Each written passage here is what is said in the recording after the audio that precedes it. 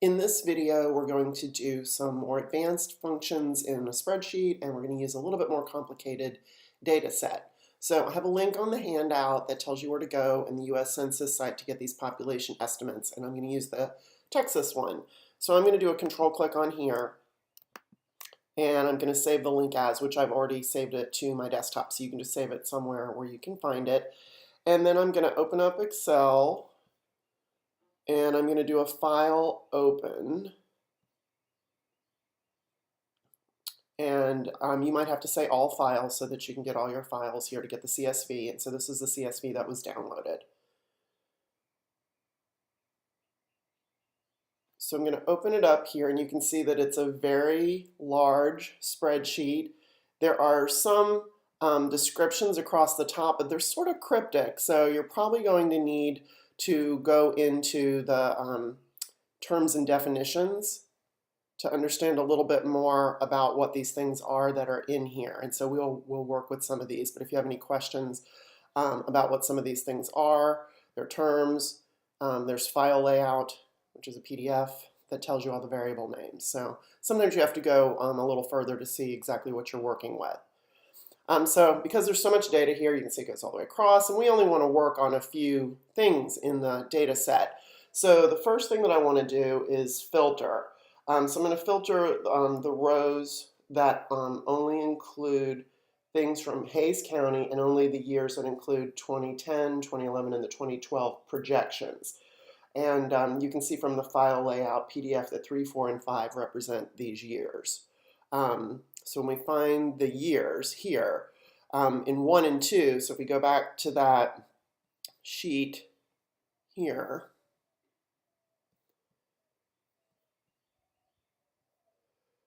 where it has year, it tells you that 1 and 2 are census population and population estimate basis for sort of a mid-year time frame. So we want all the ones from 7, 1, 10, 11, and 12. So we'll only filter for 3, 4, and 5. So what we're going to do is we're going to say data filter, and it's going to turn on all these little arrows here at the top of the columns. And what we want to do is we're going to search for Hays County. So here's the county name. And we can turn off the select all and then just find Hays County. I think you can probably search for it with this, makes it a little bit easier. And now we just have all the Hays County ones. You can actually see that right here. So that looks good. And if you ever need to clear the filter, you can go back into the filter and just hit clear. And the icon changes here so that you can see that you actually have a filter applied. And then for the year, we want to only have 3, 4, and 5. So I'm going to turn off the 1 and 2 here in the filter. Okay, so now we have what we want here. There are certain columns that we want to now hide because there's all this information across here. And again, we can go look at the PDF to see what everything means. But we want to look at, for this case, total population, total male, and total female. If we wanted to look at different ethnic groups, those are all represented here. So everything else, basically, I just want to hide, so I can only see these 3 rows, H, I, and J, right here. So I'm going to select everything else in the sheet all the way down. There's lots of stuff in here.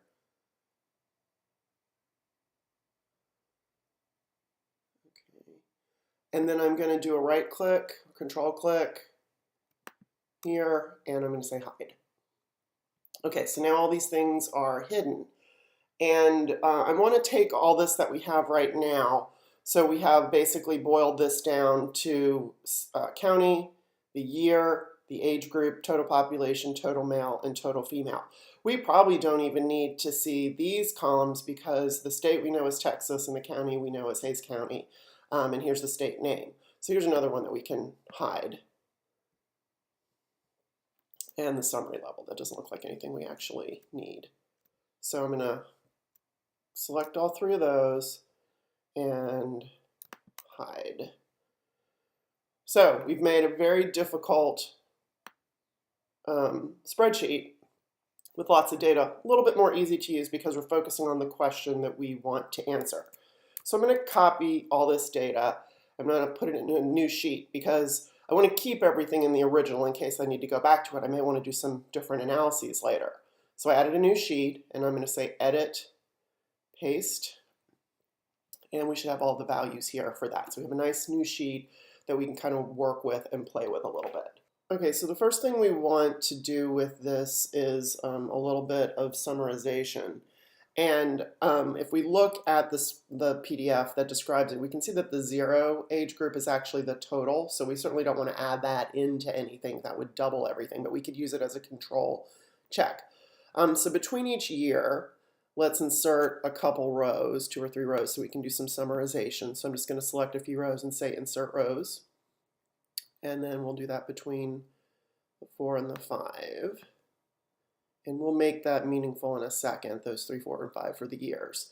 So I want to do a sum here. I'll just say total. Make it a little bit easier to read. And we'll do a sum, but we won't include the 0. We'll want to just kind of calculate that and compare. And it looks like those are the right totals. So we'll do that in all 3 of these.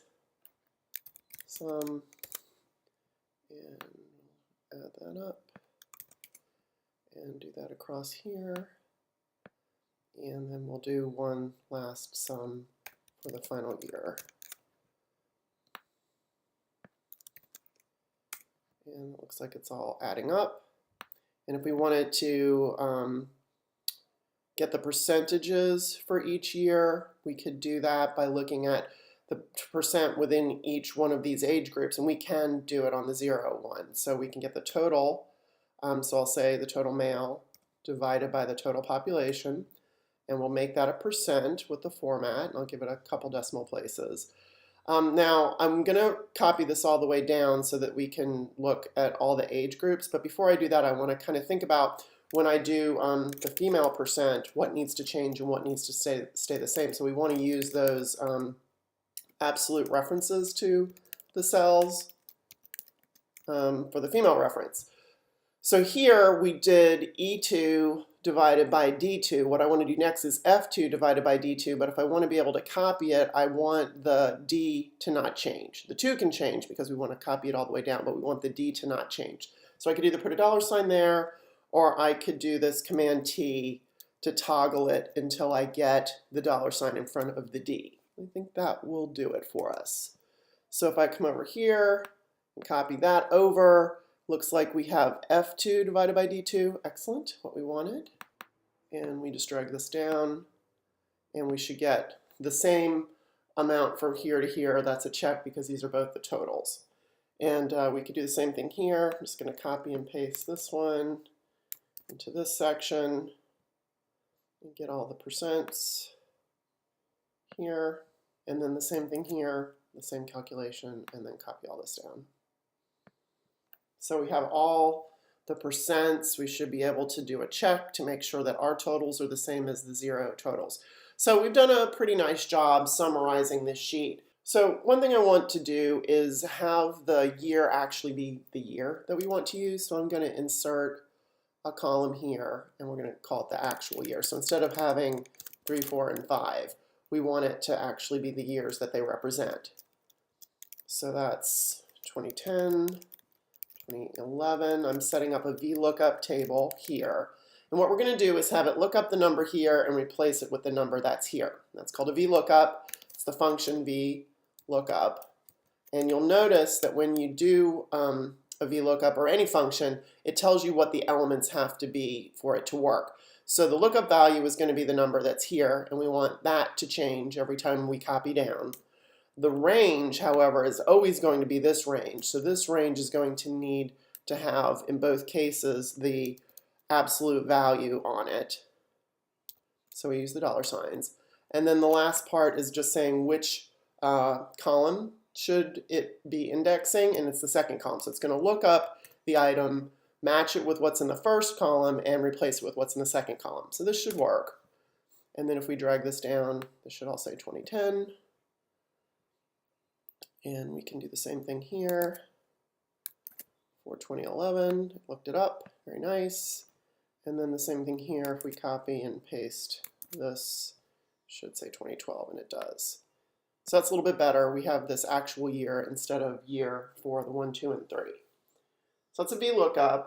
And sometimes also when we're looking at these things as we're scrolling, the top header row goes away, so we can't remember what we're actually looking at. So it's pretty helpful to be able to freeze the panes. So I'm going to select that whole row, and I'm going to say data, window, freeze panes.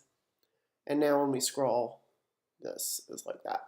You can actually continue to see it. So the things that you're looking at, you can always see what it looks like at the top.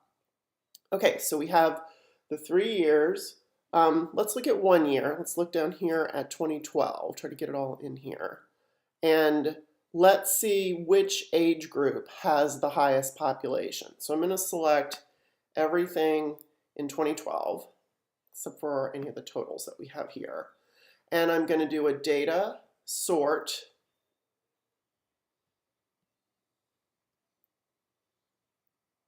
I'm going to sort on column E, and I want to get the values from largest to smallest. So we'll say OK. And of course, 0 is going to be the biggest because that's the total. But then we can see 5, 4, 6, 2. And if we look back at the age groups, we can see like 5, 20 to 24, 4, 15 to 19, 6. So those, sort of from 15 to 29 are the largest population areas in Hays County. And if we wanted to do any other kind of analysis on this, maybe we wanted to see the order in which they have the highest male population. We could do the same kind of thing where we say data, sort, and we'll do it on column F, and we'll do largest to smallest. We'll be able to see if there's any difference. Looks like it kind of runs true and is basically the same. One thing that might be interesting here is to take a look at the population differences, because we're kind of 50-50 overall, and we're 50-50 in these age groups that are the ones that have the most. But when does it start changing? In what age group do we start having more or less of one or the other? So I'm just going to do a quick subtraction here of these two, the percents. And we can see that there are slightly more females than males, but only slightly, 0.5%. When we come down here and look at all of them, we can start to see in these higher groups that there are many more females than males, like dramatically more females than males in terms of percentages differences, percentage point differences. So these really shouldn't be percentages at this point. They're numbers. So we can see like the difference in the percentage point between the two. So we're starting to tell a story here. The older you get, females seem to outlive males, and it might be interesting to compare that across all counties to see if there's some difference in maybe healthcare or other factors that might be causing women to live longer than men. I mean, that's the conventional wisdom. We think that women generally live longer than men, but here's data that actually shows that. So I went back to the original data and I got rid of some of the filters that I had been using, and I created a male percent, female percent, and difference column in the original data. And then I refiltered it on number 5. Again, I didn't use the VLOOKUP for that, but that's the 2012 data. And I popped that into its own spreadsheet over here so that I could work with this data. And I just want to show you how to summarize it using a VLOOKUP table. So what I want to do is look at all the age groups, and I want to look at the differences by county. And it's a little bit hard to do that here because we have to, scroll to look at all the counties. What I really would like to be able to do is look at that in some sort of a table. And there are many ways that you can use a pivot table to summarize. It's very, very helpful. And it's easy to do. You have to select the data that you want to use. In this case, it's really everything in this table. Or I could just select the county name, the age group, and the difference here, because those are the only things I'm really going to look at. But it doesn't matter. I'll select the whole thing, and I'll say pivot table. And if you get an error here, that means you probably haven't selected the data. So it's going to put my data range in here. It's going to create a new sheet. And so for this analysis, in my rows, I would like to have the age group. So it's going to go down into rows. And you just kind of move things around where you want them. So my row labels are going to be my age groups. My county name is going to be my column label. So you can kind of see how we're setting this up. Then I have to figure out what I want the data to be in here. So I want this male-female difference going in here. The only thing you really do have to change is we don't want the count of it. We want the sum of it, the actual total that's in it. And we have that. And it looks kind of weird. We could highlight all these counties. I'm going to highlight the whole thing and just make this a little bit easier to look at, not as many decimal places. We'll put this back to 1 or 0 decimal places here so that we can look at our age groups. So very easily we could take a look at this. This grand total is kind of meaningless because we still have 0 up here. But we can see overall with the 0 group where we have the differences, and primarily the negative means that there are more women than men. But what is most standing out in this is that as you get older, so the percentages differences are very, very, very, very small. And in certain counties they're different than others. But when you get to the older age groups, the negative again means that there are more women than men. We can go across and we can see that this is very common across the data set, and the numbers get larger and larger and larger as we look at that. And so we could be able to go through now and compare several counties. We can filter that, and there are ways to do that through the row labels to be able to filter by the different things that you have in here. So it's a very, very helpful tool when you have a large amount of data when you want to try to summarize it. I could have done the same thing on this if I just wanted to make a table that had the total population by age group, or total male or total female. So I hope you have seen that by working with data in Excel, there are no easy answers. There's no sort of recipe for what you have to do. You have to work with your data, you have to look at it, you have to understand it, and you have to ask questions about the data once you get it in here. In some cases, there's nothing in some of these cells, and I would want to question why that is the case. I'd want to take a look at those specific counties or those specific age groups and see, like, is the difference 0?